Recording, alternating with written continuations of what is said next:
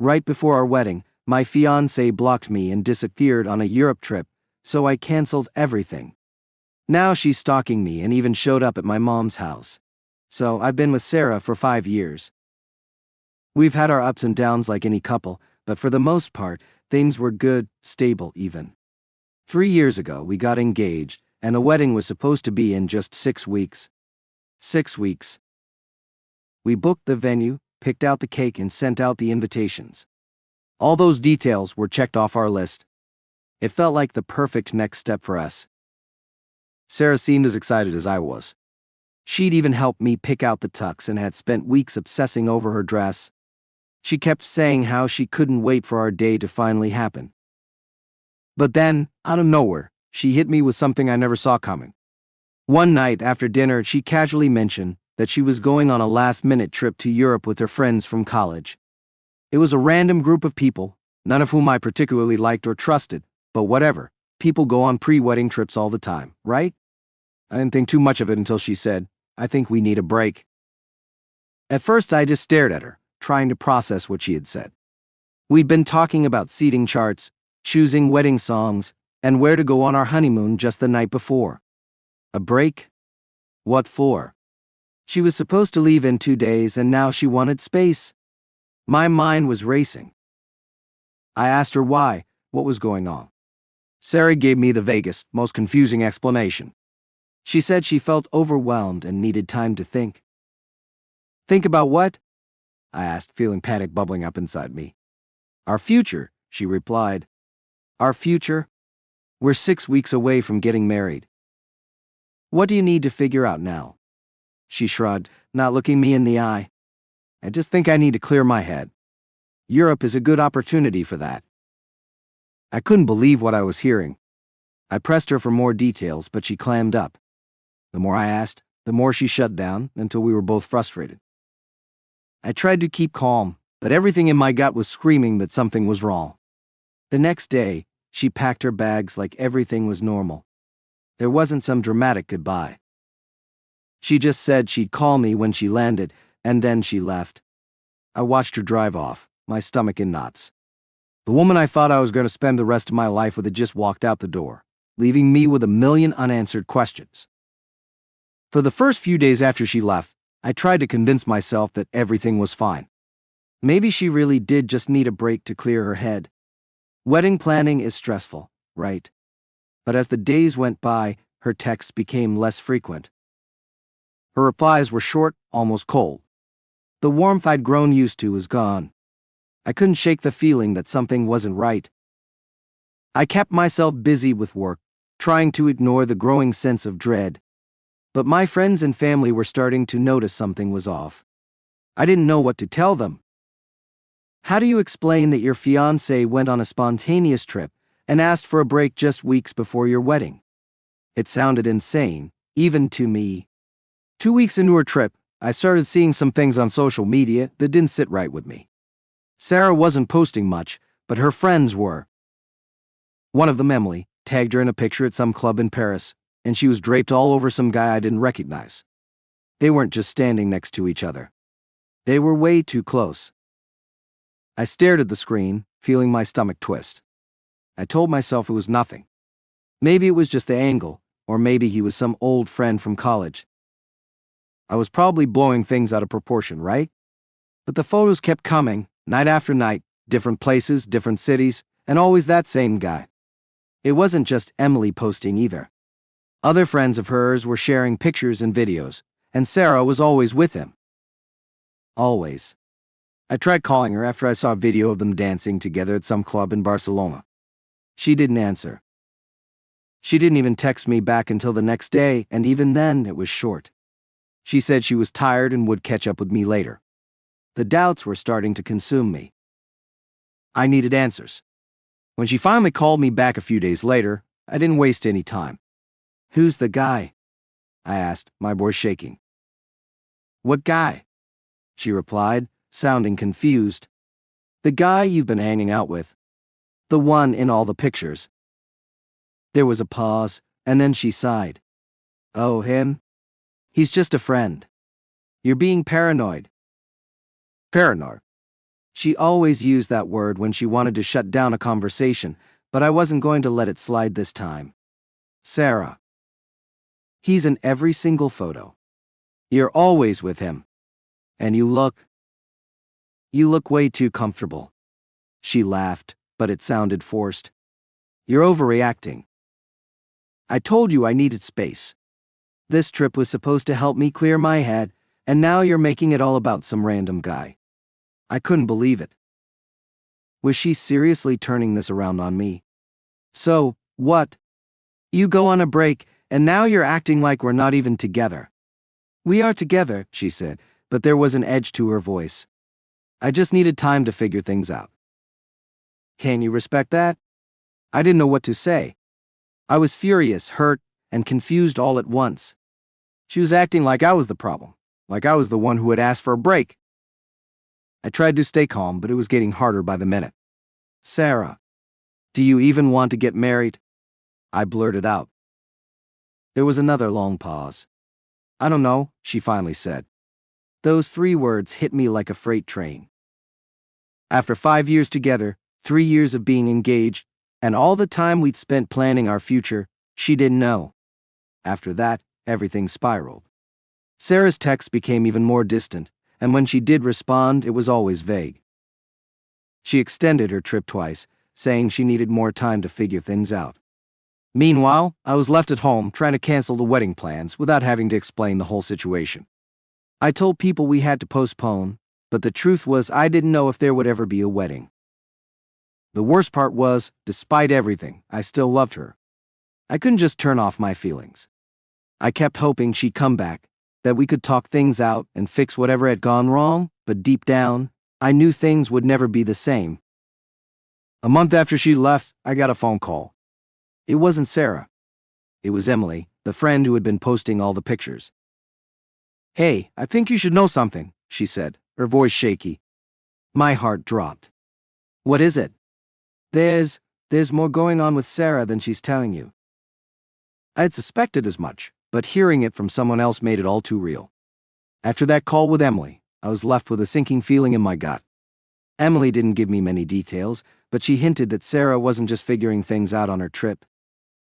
Whatever was happening, it was way worse than what I'd let myself believe. I felt like I was in free fall, but I still had this tiny shred of hope that Sarah and I could work things out, until she completely vanished.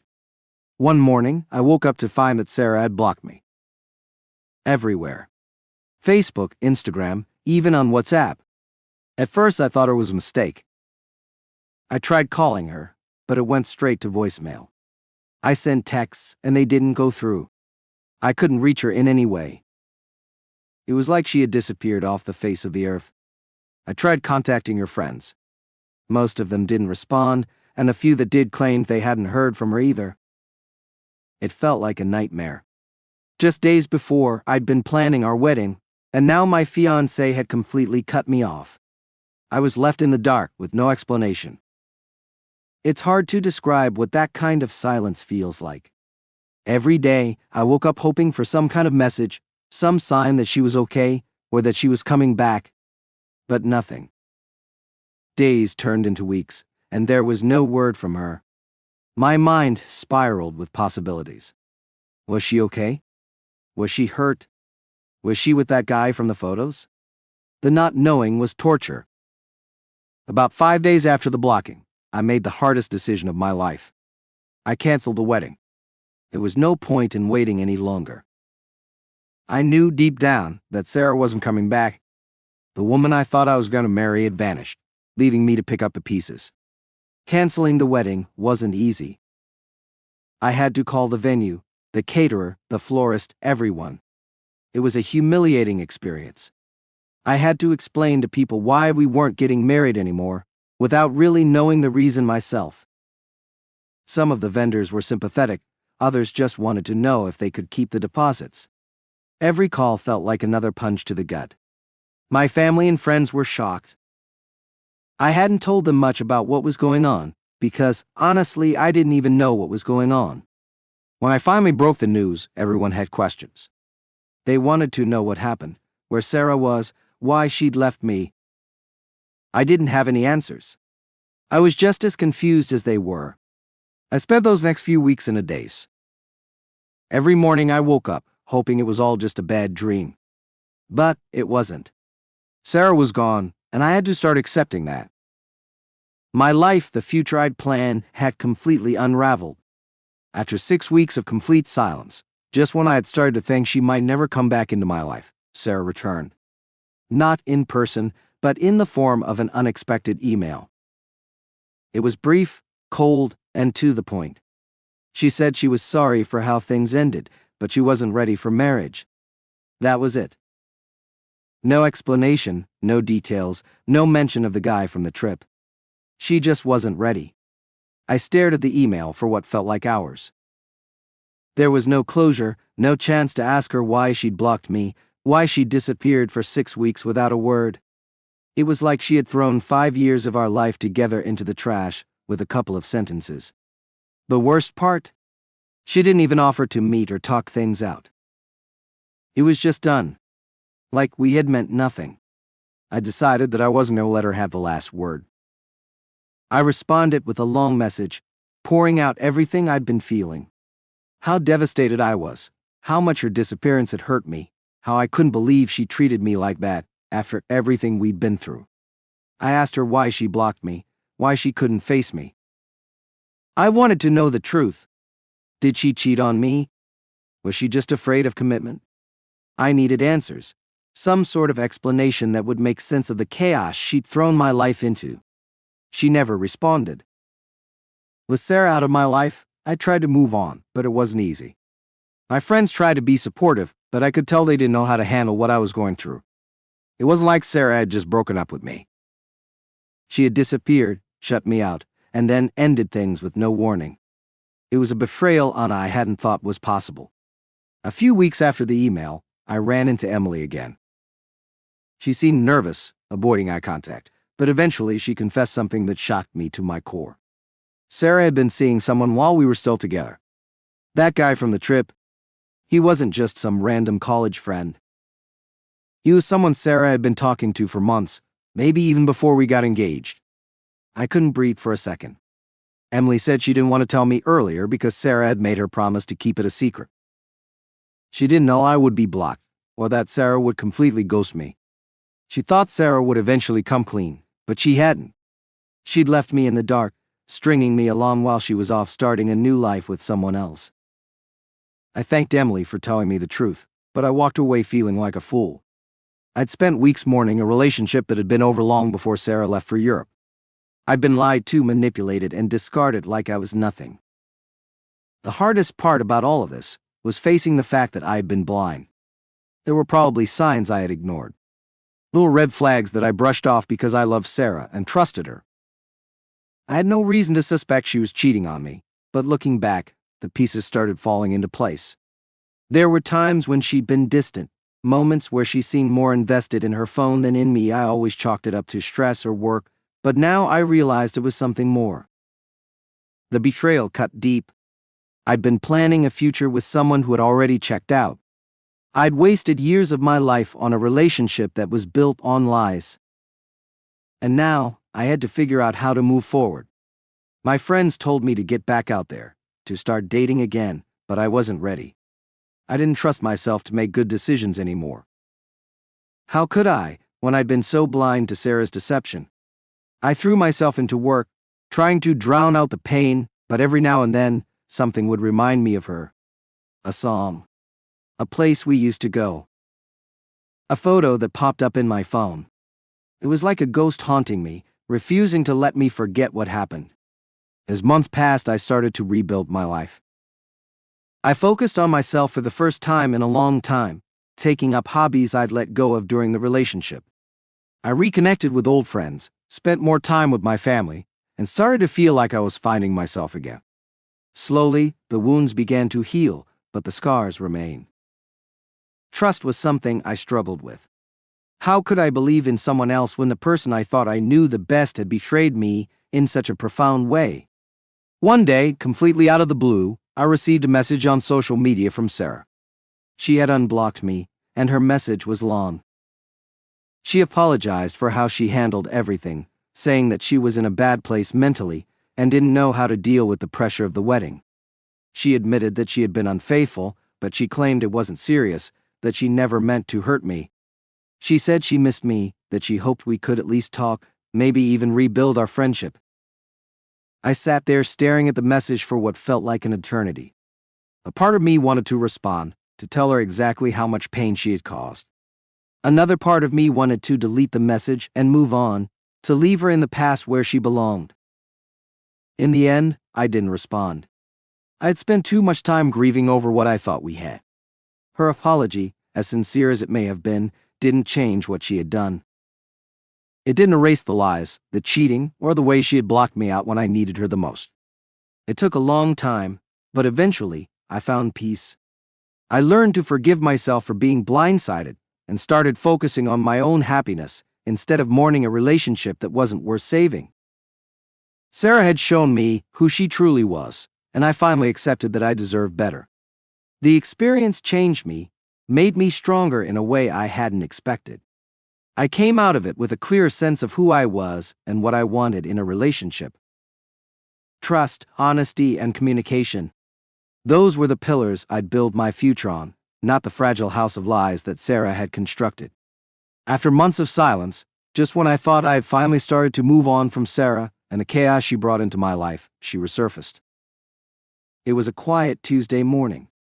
I was at work, drinking my second cup of coffee when my phone buzzed.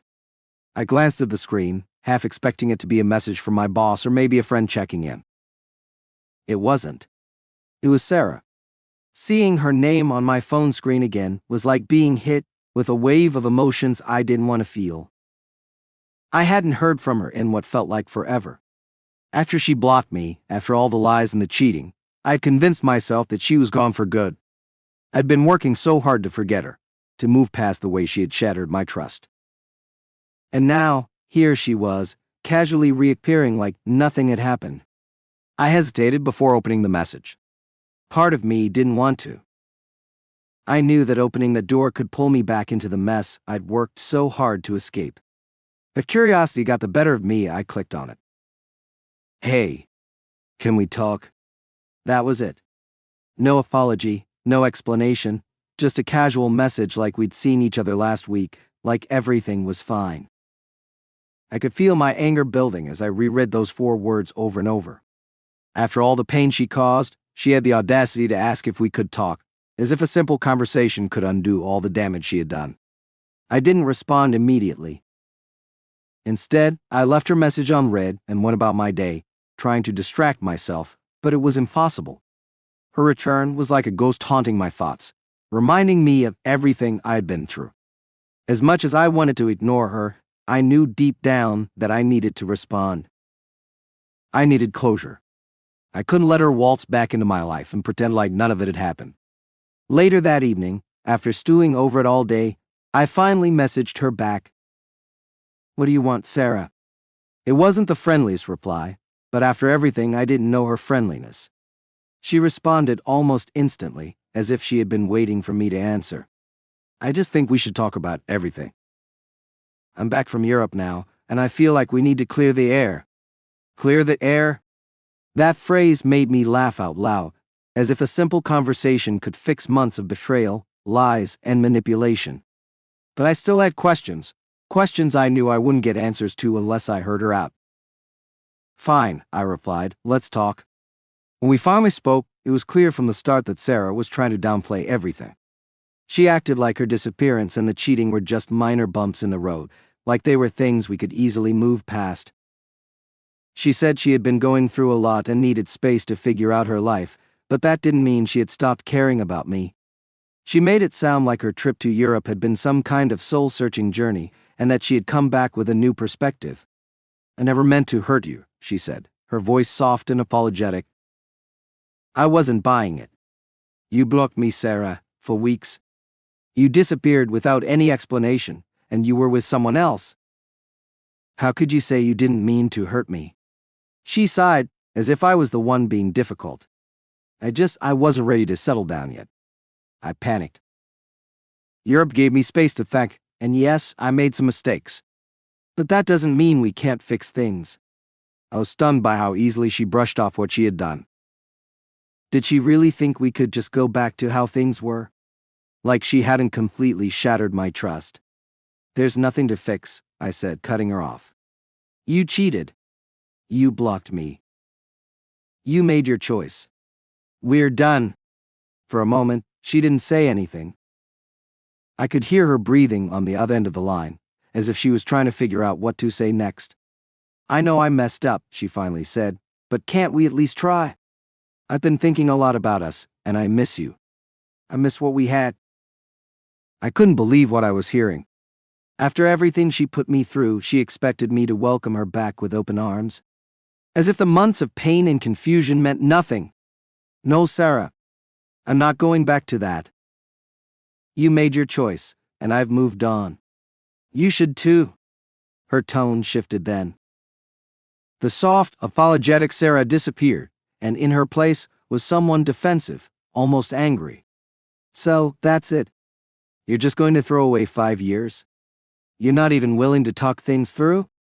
I'm not throwing away anything, I said firmly. You did that when you lied to me and blocked me. I'm done, Sarah. I don't want to talk anymore. I don't want anything to do with you. I hung up before she could say anything else. For the first time in months, I felt a sense of closure. It wasn't the closure I had expected, but it was something. I had finally stood up for myself, refused to let her manipulate me any longer. After that, I knew I had to tell my friends and family about the breakup. I had kept most of them in the dark for too long. They deserved to know what had happened. So I did what any millennial would do. I created a group chat. It was awkward at first, trying to figure out how to explain everything. How do you sum up months of betrayal in a few messages? But I was honest. I told them that Sarah and I were no longer together, that she had cheated on me, and disappeared without a word. I didn't go into too much detail, but I made it clear that I was done with her, and that I needed their support. The response was immediate. My closest friends, like Mike and Lisa, were shocked. They couldn't believe that Sarah, who had always seemed so sweet and dependable, could do something like that. My family was a mix of disbelief and anger. My sister, Emily, not to be confused with Sarah's friend Emily, was furious. She had always been protective of me, and hearing about what Sarah had done made her blood boil. But then something unexpected happened. Sarah found out about the group chat. I still don't know how, but somehow, word got back to her that I had told our friends and family about the breakup. And instead of owning up to her mistakes, Sarah decided to play the victim. She joined a group chat, uninvited, and immediately started defending herself. She claimed that I had twisted the truth, and that I was making her out to be the villain when she had been struggling with her mental health. She tried to paint herself as the one who had been hurt, saying that I wasn't supportive enough, that I hadn't given her the space she needed. At first, I was speechless. I couldn't believe she had the nerve to crash the group chat and spin the story in her favor. But then, my friends and family started responding. Sarah, you blocked him, Mike said. You disappeared for weeks without a word. How is that his fault? Lisa chimed in next. We saw the photos, Sarah. You were with someone else. You can't play the victim here. My sister Emily wasn't holding back either.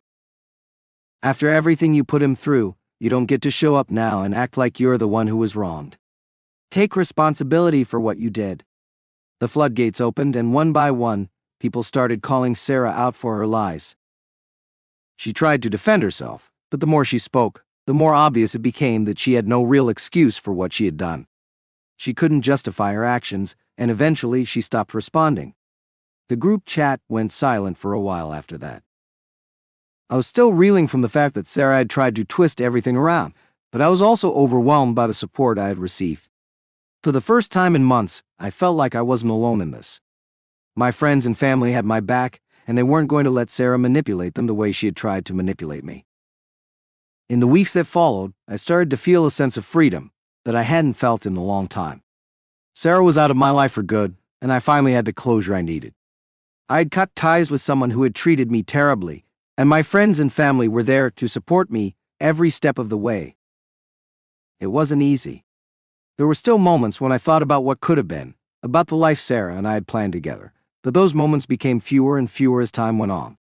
I started focusing on myself, my career, my hobbies, my relationships with the people who actually cared about me, and slowly, I started to heal. Sarah had tried to come back into my life, to act like everything could go back to normal, but I knew better. I wasn't the same person I had been when we first got together, and I certainly wasn't the person I was before she left for Europe. I was stronger now, wiser. I had learned that sometimes, the people we think we can trust are the ones who hurt us the most, and I had learned that it's okay to walk away from those people, no matter how much time you've invested in them. In the end, Sarah's return didn't break me. It gave me the chance to finally close the door on that chapter of my life, and to start writing a new one where I was in control of my own happiness. And that, more than anything, was the closure I had been searching for. After Sarah's meltdown in the group chat, I thought it was finally over. I thought she had realized there was no going back. I was wrong. It started a week later.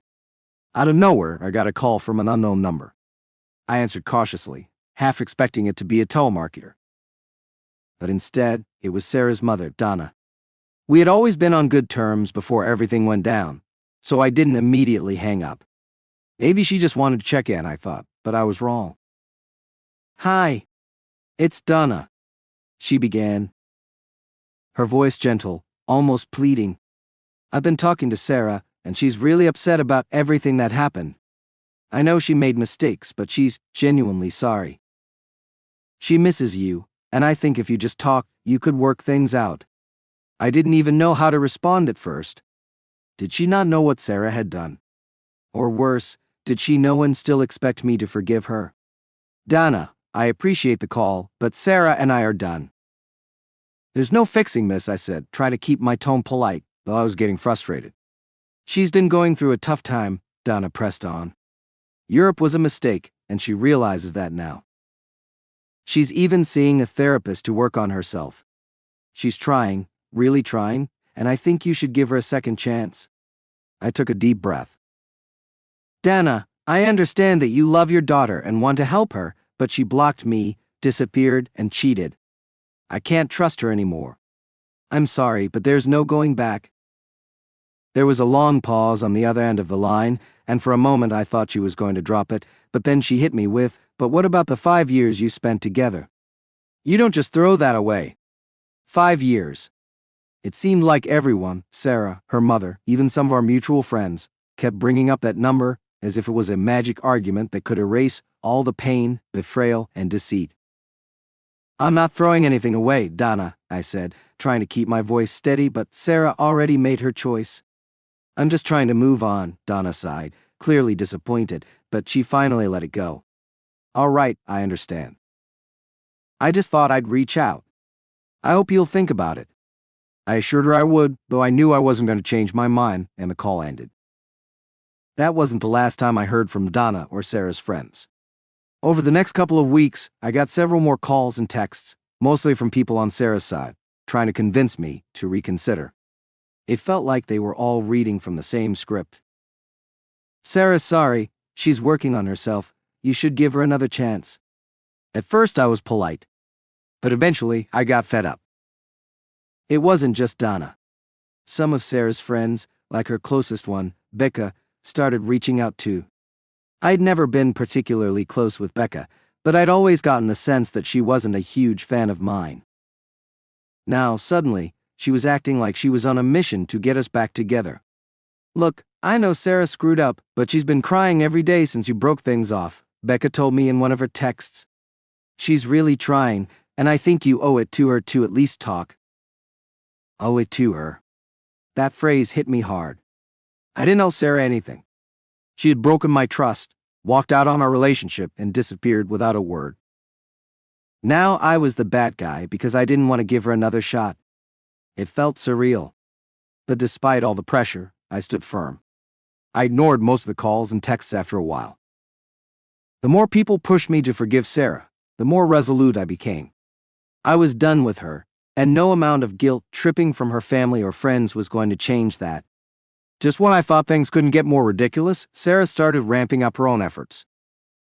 It began with texts. Even though I had already blocked her on most platforms, She found ways to reach me through new numbers, email, and even letters. Each message was the same. A variation of "I'm sorry, please talk to me, and I miss you."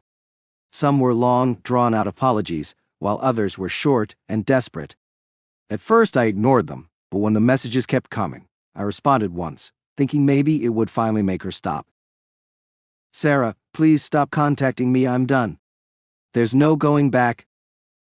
Move on." But she didn't stop. Instead, she doubled down. She began sending longer messages, telling me how much she regretted everything and how much she missed me. She brought up the idea of couples therapy, and even said she had already scheduled a session for us without my consent. The fact that she thought she could make decisions like that, without even consulting me, only proved how out of touch she was with reality. When I didn't respond to that, Sarah took things a step further.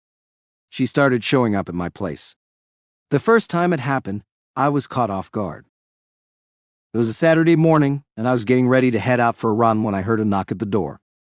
I wasn't expecting anyone, so I looked through the peephole, and there she was, standing on my doorstep like nothing had happened. I froze.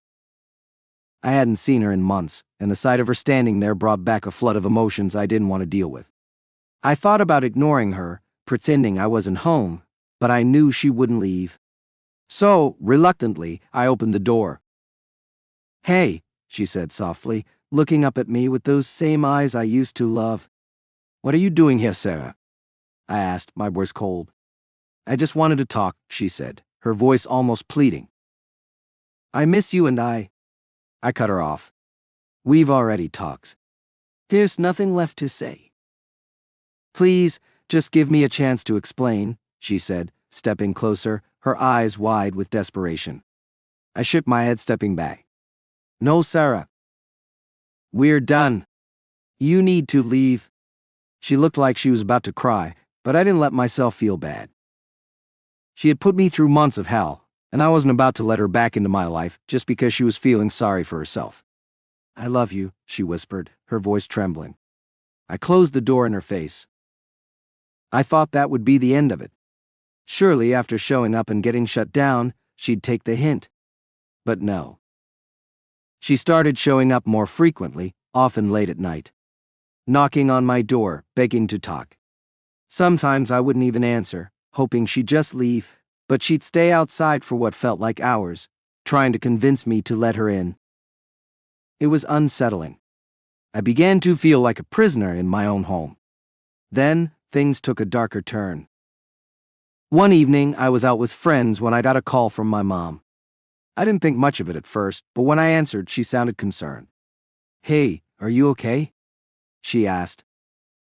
"Yeah, why wouldn't I be?" I replied, confused.